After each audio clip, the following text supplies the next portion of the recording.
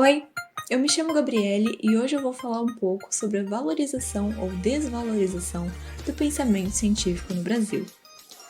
Então, para começar, o que é o pensamento científico? Como ele é aplicado? Bom, o pensamento científico é utilizado para fazer comprovações científicas. Portanto, esse tipo de pensamento serve para organizar ideias de forma lógica e racional, com base em pesquisas e experimentos. Lembrando que ciência não é apenas uma matéria da área das biológicas. Tudo que segue as etapas do método científico é uma ciência. Ok, e qual é a importância do pensamento científico? O pensamento científico é importante, pois é através dele que surgem as inovações científicas e tecnológicas. Todos os avanços que tivemos na medicina, por exemplo, são fruto de muito estudo, pesquisa e experimentação, utilizando única e exclusivamente o pensamento científico. Afinal, não se faz ciência com senso comum. Tá bom, mas e aí? O pensamento científico é valorizado no Brasil? Não, gente, infelizmente não. Mas por quê? Um dos grandes motivos do pensamento científico ser tão desvalorizado no Brasil é o descaso do governo em relação à ciência. Infelizmente, durante todos os governos que o nosso país já teve, nunca tivemos investimentos suficientes nessa área. Em partes, isso tem relação com a falta de verba para financiar a construção de centros de pesquisa supertecnológicos. Porém, a falta de incentivo por parte das escolas, por exemplo, é nítida desde o ensino fundamental.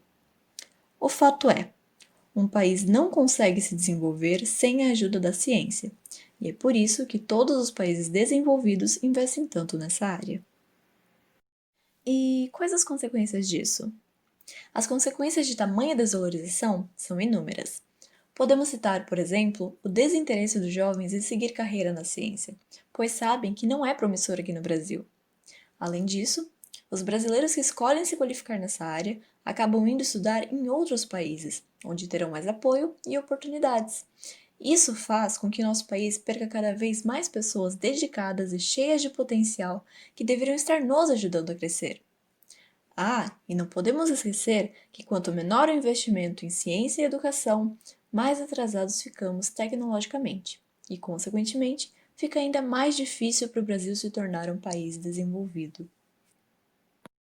Beleza, e como podemos solucionar esse problema?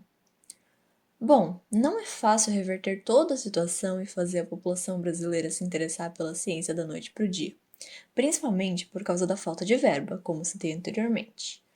Mas o que está ao nosso alcance é a mobilização da sociedade partindo justamente dos cientistas brasileiros. E não precisamos ir tão longe. Se os estudantes dessa área criassem alguns projetos e campanhas para chamar a atenção da mídia, já seria um ótimo começo. Assim, seria mais fácil de encontrar pessoas interessadas em ajudar. Por exemplo, as empresas privadas que precisam de especialistas em ciência e tecnologia poderiam retribuir com o financiamento das máquinas e ferramentas de pesquisa. Todo mundo sai ganhando. Enfim, espero que eu tenha sido compreensível. E não se esqueçam, valorizem os cientistas, principalmente agora, no meio desse caos com a pandemia. Acreditem na ciência. E é isso. Eu vou ficando por aqui. Muito obrigada pela atenção e até a próxima.